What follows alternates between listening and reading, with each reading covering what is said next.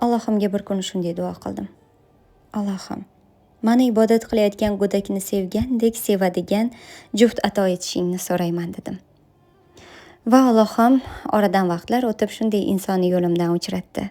Mani ko'rganda xursand bo'ladigan, ovozimni eshitsa jilmayadigan, yig'lasam yupatadigan. Duo qildingizmi? Ijobatiga shoshilmang. Chunki sizga nasib etilgan rizq allaqachon sizniki.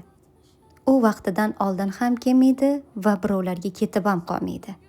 Hatto butun dunyo siz bilan Alloh yozib qo'ygan narsani orasida to'siq bo'lib tursa ham baribir sizga yetib kelar ekan.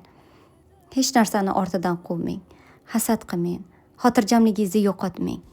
Shunda u rizq baribir sizni topib kelar ekan. U rizq sizni tanir ekan. Iymoningiz uchun yaxshi bo'lgan paytda yetib kelar ekan. Shunchaki tavakkal qiling, sabr qiling, shukr qiling. Bir narsani tushunib yetdim. Alloh hech qachon kechikmas ekan, kechiktirmas ekan. Hamma narsa o'zini vaqtida bo'lar ekan. Allohga behisob shukr.